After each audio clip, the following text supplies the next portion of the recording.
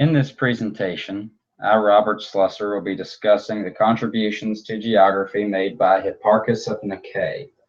Also, I'll be explaining the importance of his ancient discoveries. In what is present-day Turkey, around early 2nd century BC, Hipparchus was born to become nothing less than one of the most intelligent astronomers of the time.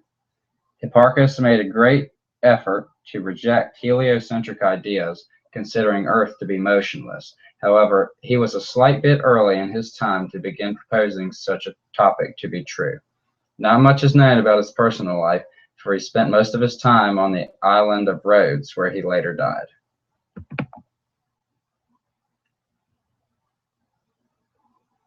Astrology was unrecorded and without proper observation up until about 160 BC through 127 BC. So most individuals knew no specific proof of astrology other than what they saw with their eyes. And for this scientist to have put himself in the amount of painstaking time and effort needed to gain accurate data was actually a great contribution to the geospatial science world as we know it. Hipparchus is best known for his discovery of the precessional movement of the equinoxes. In modern science, we know the Earth's axis has an oscillating motion of its own. The Earth rotates once a day about its axis of rotation, and this axis itself rotates slowly as well, completing a rotation approximately every 26,000 years. This slow rotation, known as axial precession, is the main cause of alternating climate regions all across the Earth's surfaces, known as the equinoxes. On his own time, Hipparchus postulated there was a way to find a mathematical explanation for the actual length of a complete tropical year. This intuition occurred almost 1,700 years prior to Johannes Kepler publishing the laws of planetary motion, which is what we currently reference to today. His findings are influential to such research, for he found a small discrepancy was not accounted for in previous studies and pointed towards a future breakthrough.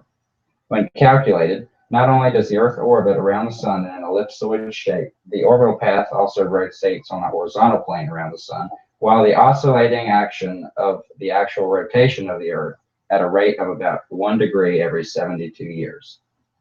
Using his idea of the first trigonometric table, he was able to shed light on everything we do in geospatial science regarding how accurate data is obtained through math. His interest in accurately measuring the aspects of the Sun and Moon drove him to completely create a new diagram of circles and triangles representing the Sun, Moon, and Earth. From those circles, he formed a trilateration and used that to approximate the eclipse of the Moon when it's in its solar stage. This is the early form of the Pythagorean theorem. I assume Hipparchus was a clear-minded intellectual with a deep way of thinking, but lived in a time where Aristotle's paradigm had already set in the political ideals of his world. This still should not go unappreciated, because the past always shine light on the future. If he was considered wrong by popular belief and proven to be true now, what might a select one of us know to shine light on the future of science tomorrow?